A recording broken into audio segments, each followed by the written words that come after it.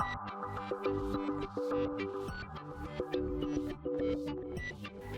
and welcome to my playhouse, and today we are outside and I have the ALLPOWERS R2500 power station right here next to me, and that is because ALLPOWERS has sent me their very large 600 watt solar panels, and there's a reason for that. I would like to tell you the story while I unbox the solar panels because it's kind of interesting. So I have been showcasing, promoting ALLPOWERS stuff for quite a while. That means that I have a guy at ALLPOWERS. Krit is his name, or at least the name he uses. And out of the blue, Krit wrote to me and asked if we had any power outages in Denmark, because suddenly their their sale to Denmark had gone through the roof, and he was wondering what was going on. And I could report back that no, we had not had any power outages. There is usually power outages sometimes somewhere, but nothing out of the ordinary. It can be years between power outages here where I'm located. It's rock solid. And but we do have this little conflict here in Europe, and so our government has kind of told everybody that it's a good idea to have a little bit of stuff, like do a little bit of prepping. So they had done that. They had very discreetly told people that it would probably be a good idea to have like food for like 3 days, and yeah, as we are like Vikings, pretty much used to harsh winters, we kind of know that if you aren't prepared, well, you're not gonna survive the winter. So yeah, people went out and they purchased, maybe went a little bit overboard, purchasing more than food for 3 days, including like other stuff that would be nice to have if hell should break loose here. So apparently ALLPOWERS warehouse in Europe was vacuumed from power station, and he wasn't exaggerating. I went to the website, their European website, and I looked, and I could see that, well, they didn't have much left. You could kind of get one of these. They were still in stock. You couldn't get it with panels, but you could get the power stations all by itself, and then you could buy some panels for it, but the set was kind of gone. But this is a few weeks ago, so actually a lot of stuff is back in stock now. So yeah, so this should be ALLPOWERS 600 watts solar panel. I have already reviewed the 400 watt solar panels, so yeah, we're gonna have a look at the 600 watts, and the 600 watts should be lighter than the 400 watts, but this panel doesn't have its own stand. It's more like you put it on the roof or on a flat surface or hang it up. So we're gonna go and do that. Oh, the sun is already deceiving me here. Let's see if we don't have enough room here to get the solar panels out. It has a thing on the back here where the cables and stuff live. So there is something here. We need to have a look at that. So you grab that. You did do a very good job about that. There is some fastening stuff to it. There's a cable, some more fastening stuff. More fastening stuff. These delicious things, gel to keep it dry. We'll have a look at that later. And MC4 connectors. So, okay.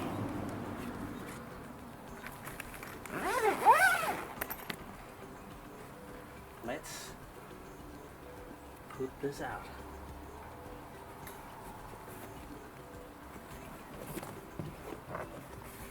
So how does this work?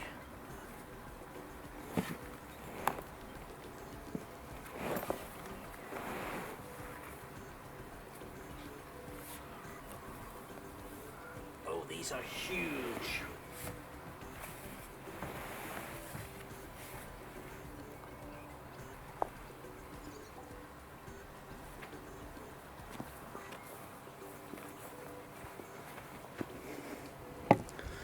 Okay, that's how that looks. So we need the power station. I think I have a wire that can reach what we need. We need the wires.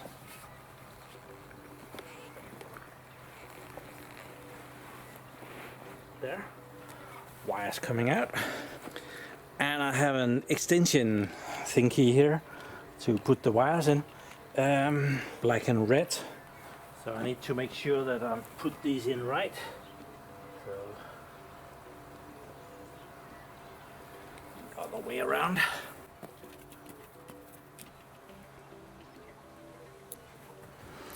I actually had this solar panel laying around. I was gonna show it to you, but yeah, having a tiny little solar panel.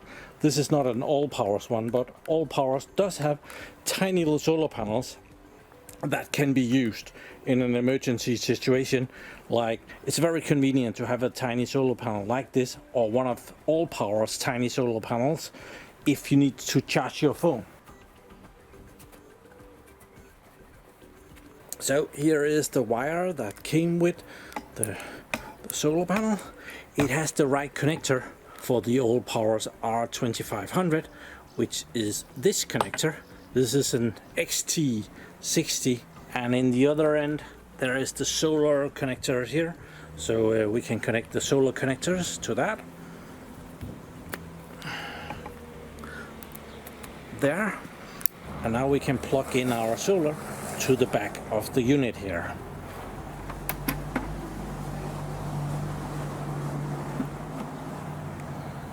Oh dear, I'm in trouble. It's already fully charged. We need to help it offload some of all that power that is in there. So I have an electric bicycle. Let's charge that up. I used that not that long ago, so it most definitely needs a little bit of a charge. So let's hook that up. Okay, so we can turn on 220 volts. Oh, I need to press that a bit longer. There. We can take one of these plugs and we can hook that in. See if it charges. There we go. We are charging with, it's not taking a whole lot. Perfectly doable for this power station. It can supply 20 times as much as it's drawing right now. So I do have the issue though that before it goes down to 99% on the power station, it doesn't take in power from the solar panels over here. So at the moment the solar panels are just laying there, not doing anything yet. So yeah, there is that.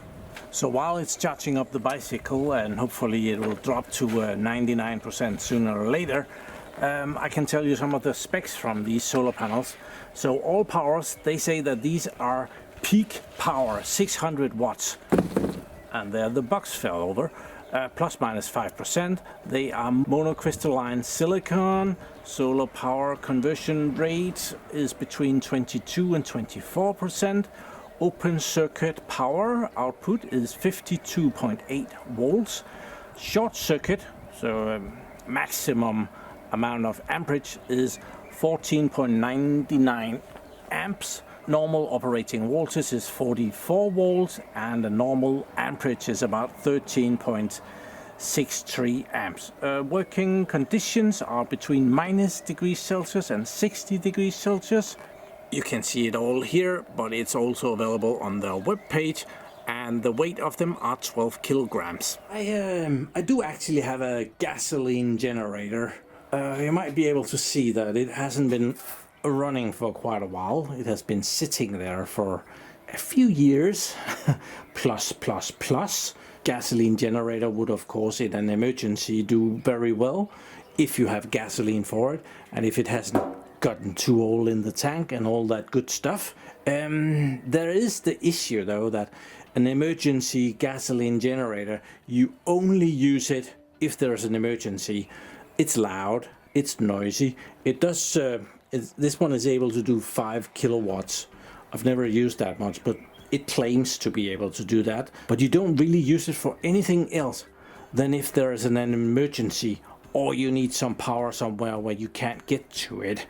Whereas a power station like this, it's not noisy. The noise you're listening to right now is that charger for the bicycle that makes most noise. And right now we are, how rude. Right now we are pulling in 69, 79, 79, 83 watts. And that's because the sun decided that it didn't want to play with us, so it became clouded, just as I was gonna brag about how cool these panels are. And if I don't put my shuttle on top of them, they will do even better. Yeah. These are pretty big, but I'm pretty sure they would fit very nicely on top of a camper or a van or something. Not really my car. I have a station car. They wouldn't fit as well. I guess it could be done. I was actually gonna show you that it could charge my electric scooter as well. This is my little run around when I need to go and get some dinner at the local grill. And unfortunately it's already fully charged. Yeah, I charged it not that long ago, so that's probably true. But this video is not really about how much this power station can handle. It's more about the solar panels, because we don't really think that we need a lot of power for a long time.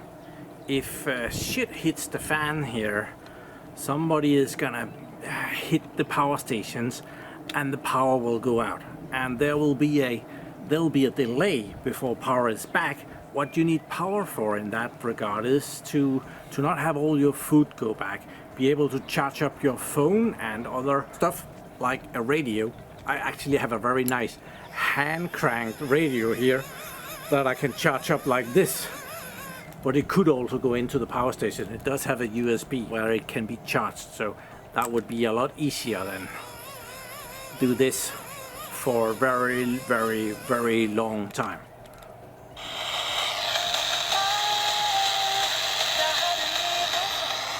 Yeah. And this is actually one of the very highly recommended things to have, a radio that is battery powered, because if shit hits the fan, our government is going to be informing us what to do over the radio. That has only been used in my time to inform people to stay indoors when there have been a dangerous chemical fire somewhere, which most definitely hasn't been often.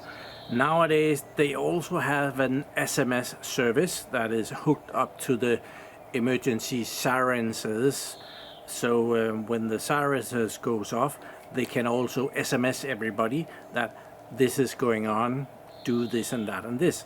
In an emergency situation, it's great to get the information firsthand and not having to rely on hearing it from somebody else, because some of the communication and the interpretation of what is going on might get lost going from one person to another person in an already difficult situation where people might be stressed. So yeah, radio. Food and water is a good idea to have. 3 days is what they ask us to do. It would be a good idea if you have food for 3 days. I think they even mentioned that it would be a good idea to have 3 days of food for the evacuation, so that you are supposed to bring the food when you are evacuated. I heard a very good point just the other day, and that is, if shit hits the fan and power goes out, what do you have in your freezer? And a more normal thing around here is to not really have any available space in your freezer, because it's always so bloody full. And so when power goes out, you actually have a whole freezer. You might have 100 kilograms of food in the freezer that is ready to go within a few hours at least. It's already gonna start defrosting, so it's a very good idea to start eating some of that food. Power station like this can actually easily heat up water on a kettle. If you have a smaller power station, it can't do that. But remember, you probably have a barbecue. The barbecue can heat up water. You put on some coals on the barbecue or whatever else can burn, and then you can heat up water or make food on the barbecue.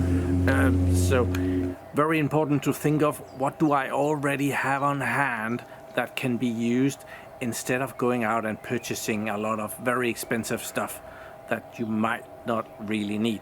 And to be quite honest, there's a very big chance that we're never gonna need all of this. So don't go and shop for something that you can't use for anything else. I actually had an interesting talk with my little brother, and he was looking for a gasoline generator, and he had been surfing and looking at that while at work.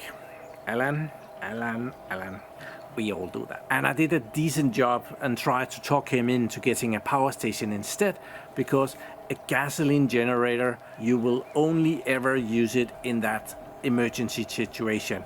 And what is the first thing to disappear if there's an emergency situation? Gasoline. That is going to be limited to fire trucks and ambulances and people that need to do something, and not for heating water or cooking food. So this power station here, which says it can handle 2500 watts, it's kind of overkill for an emergency situation. It's very handy for an emergency situation because there's a lot more stuff that I can do in an emergency situation than if I had like the smaller units. ALLPOWERS, they have like, the smallest one I would recommend is the R600. I actually have one of those in Portugal, and that is actually also my backup plan. If shit hits the fan here, I'm gonna be off to Portugal in absolutely no time. But the R600 power station will do up to 600 watts, and that is enough to run your refrigerator. Refrigerator, that doesn't run all the time. It runs for a little bit and then it takes a break, and then it runs again and it takes a break. So even though the R600 is considerably smaller than this, it can run your refrigerator overnight. Then it does need charging, but even with that smaller power station, you can prolong your refrigeration by at least another day if you don't open the refrigerator too much. This one can actually run anything in my house. I do have an air compressor that it refuses to run, but what are the odds that I'm gonna need an air compressor in an emergency situation? And it's only that air compressor that it won't run. I have a smaller air compressor in the basement. It will run that just fine. I even had my welder running on its little brother, the S2000. There's an S lineup and there's an R lineup. And the S's, there is the S1500, there's the S2000, and there's the S2000 Pro, which would be very good for an emergency situation.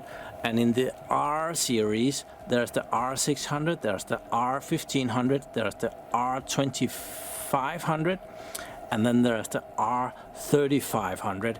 And this is the R2500. This is about 1100 euros. If you want the model that is not even twice as big, you have to pay more than twice the amount of money for it. The R3500 can do 3500 watts. It's a 3 kilowatt hour unit, where this is a 2 kilowatt hour unit, but the cost of that goes up dramatically. The R3500 does have the very big benefit that it can handle an external battery.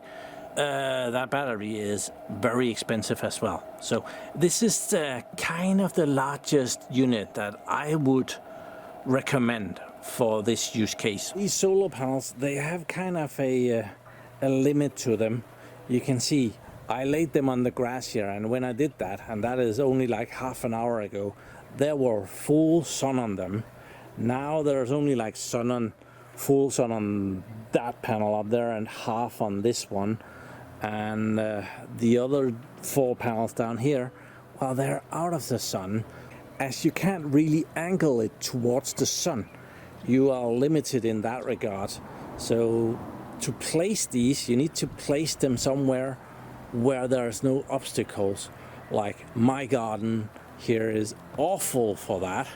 You see all the stuff that will block the sun, and at the moment the sun is on the other side of the house. So house is up here, you see the sun up there, and it's shattering the solar panels. I can move them over here. That's gonna last me another 10 minutes, so we'll try that. So with that in place, we should have like probably 20 minutes more of good power. Let's see what that did for us. We're over 100 watts now. So getting maximum, and then the sun disappeared again. How rude. So getting maximum power with these panels is more difficult than the one that tilts. So I really like to play around with solar panels, and I have solar panels of all kinds of shapes and forms. So these, I actually forgot to mention the model number. These are the SP039 600 watt solar panels. The first package I got from ALLPOWERS was including the 200 watt solar panels, and those were the SP033.